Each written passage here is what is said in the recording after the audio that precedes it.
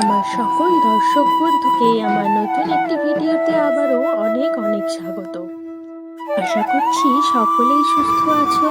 আগের একটি ভিডিওতে তোমাদের একটা সিধে কালীর তৈরির সম্পূর্ণ ভিডিও দেখিয়েছিলাম এবং সেই কালী প্রতিমাটি একটা দাদুর বাড়ি গিয়েছিল সেটাও দেখিয়েছিলাম।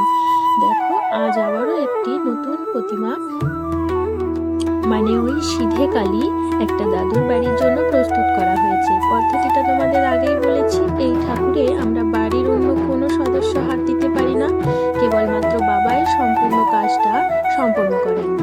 এই যে প্রতিমাটি যে দাদুর বাড়ি যাচ্ছে, ছেলেবেলা থেকে আমার সম্পূর্ণ বড় হয়ে ওঠা পর্যন্ত এই দাদু দিদার বাড়িতে অনেক অনেক স্মৃতি লুকিয়ে রয়েছে। এই দাদুর কাছেই আমার যত বায়না, যত আবদার, সব কিছু। আর এই দিদা আদর করে ভালোবেসে আমাকে কত রকম রান্না করে খাওয়াতো, তার কোনো ঠিক ঠিকানা নেই।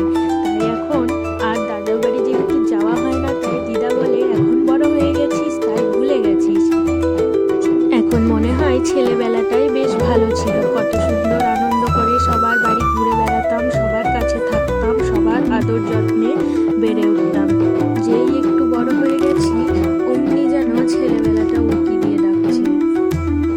আর বাড়ির পুজোর জন্য যে সমস্ত কালী প্রতিমাগুলি নিয়ে যাওয়া হয়, প্রায় প্রত্যেকটা বাড়ি থেকেই একটা করে সিধে গামছা দিয়ে যাওয়া হয়। আর বাবা যে বস্ত্রটা পরে রয়েছেন, ওই বস্ত্রটা দাদু আগের দিন দিয়ে গেছিল, যেহেতু ভোর থেকে ঠাকুরের কাজটা শুরু করতে হয়।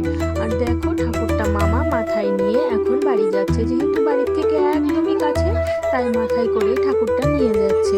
আচ্ছা, আমার ভিডিওগুলি যদি তোমাদের ভালো লাগে অবশ্যই আমার পেজটি ফলো করে সাথে থেকো এবং সকলে আমার ভিডিওগুলি লাইক কমেন্ট করে দিও। নেক্সট কোনো ভিডিওতে আবার দেখা হচ্ছে।